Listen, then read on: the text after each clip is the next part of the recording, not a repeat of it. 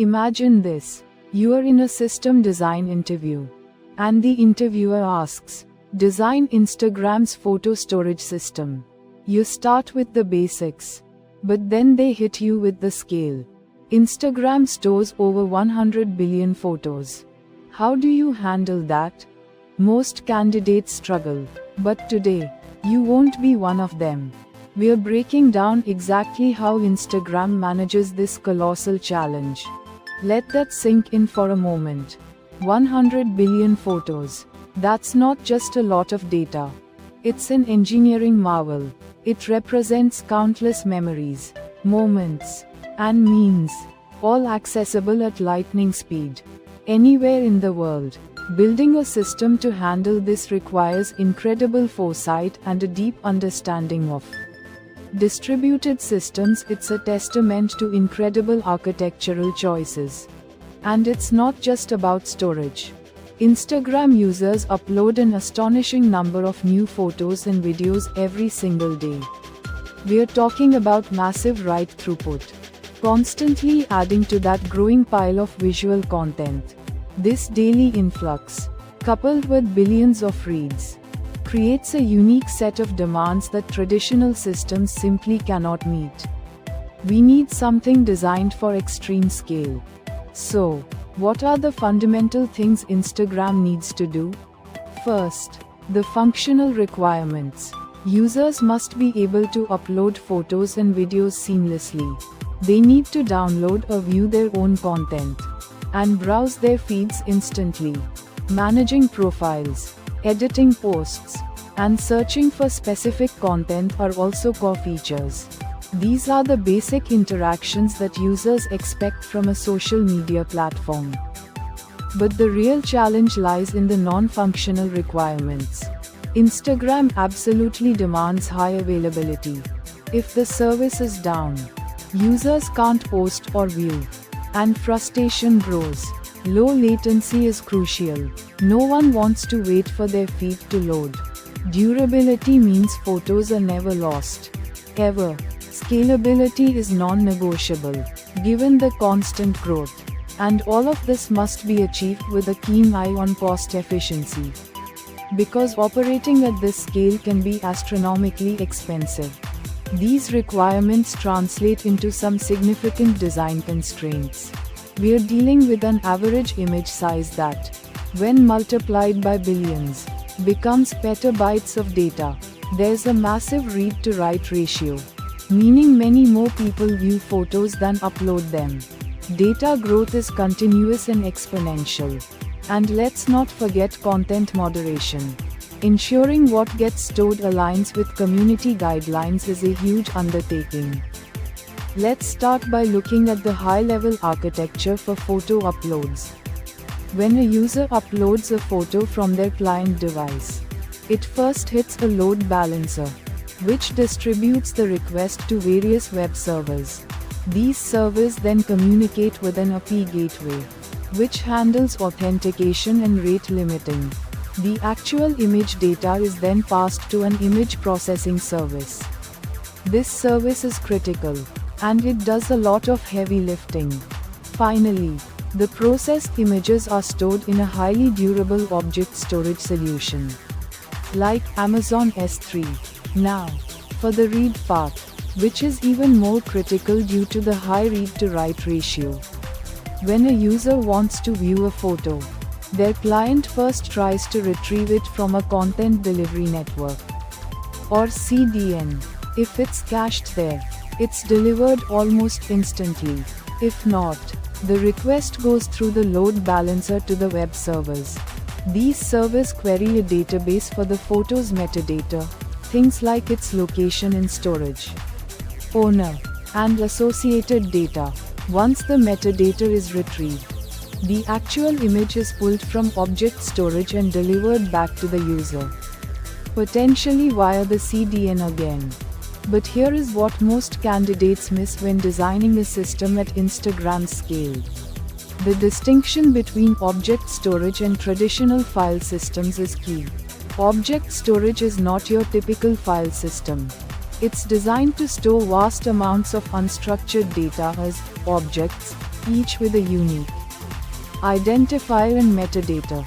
Services like Amazon S3, Google Cloud Storage, or even Facebook's own blob storage are perfect for this because they offer unparalleled scalability, high durability, and are incredibly cost-effective for storing billions of immutable files like photos.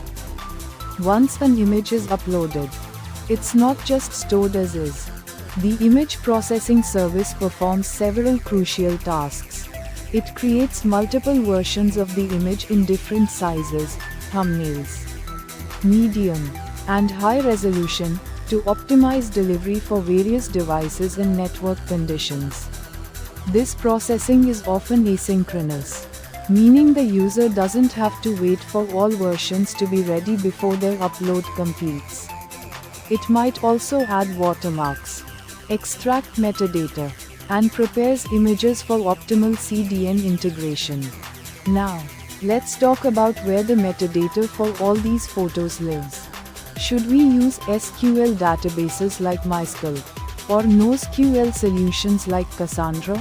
SQL databases offer strong consistency and complex querying capabilities, which are great for relationships between users and photos. However, they can struggle with horizontal scaling. NoSQL databases, on the other hand, provide massive scalability and high availability, making them ideal for handling huge volumes of data, though often with eventual consistency. Instagram uses a hybrid approach, leveraging both where they make sense. But for core photo metadata, NoSQL often wins out for sheer scale. To handle the sheer volume of metadata, Instagram, like many large-scale systems, employs database sharding.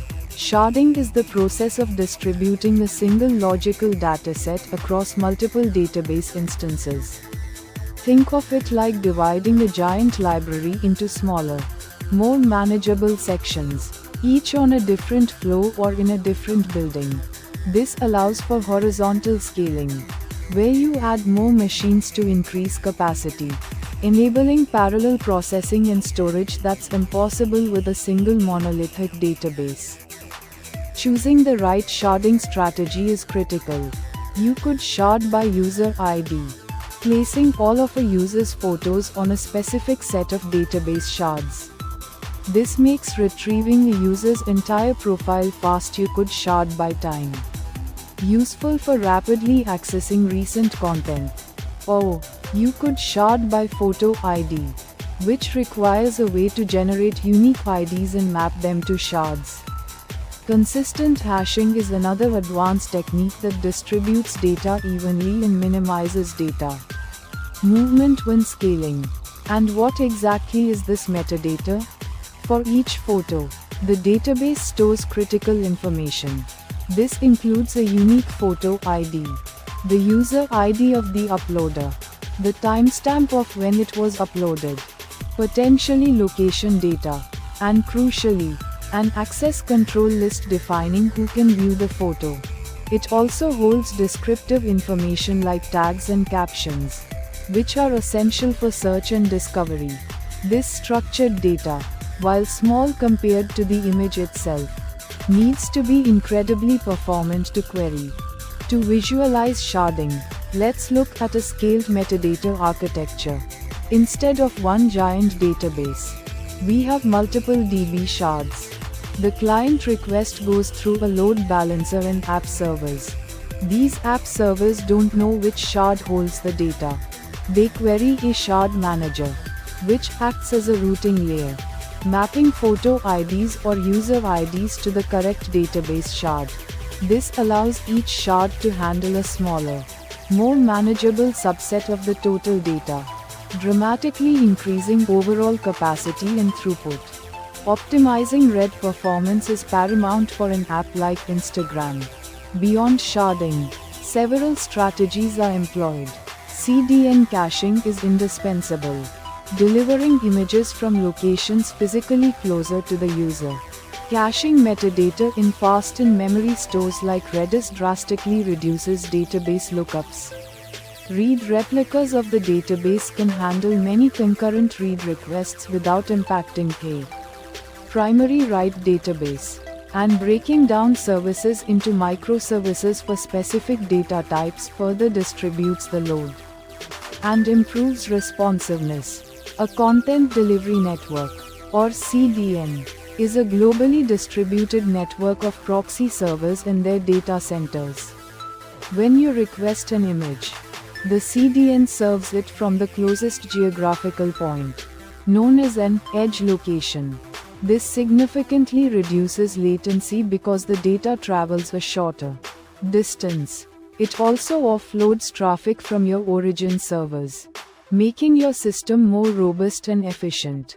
For global content, a CDN is non-negotiable. And this insight will separate you from 95% of candidates. Understanding the CAP theorem and how it applies to Instagram's choices.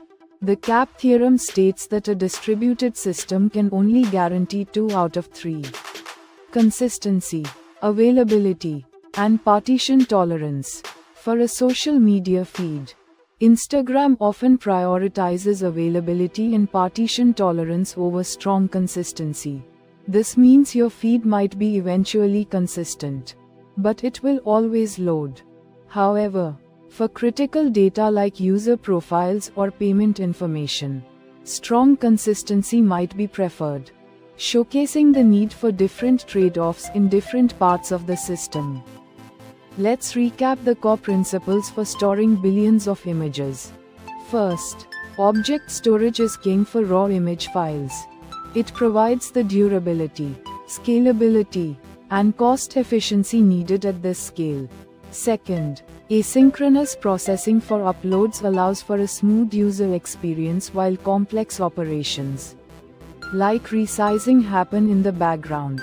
Third, a global CDN is absolutely essential for low-latency content delivery to users worldwide.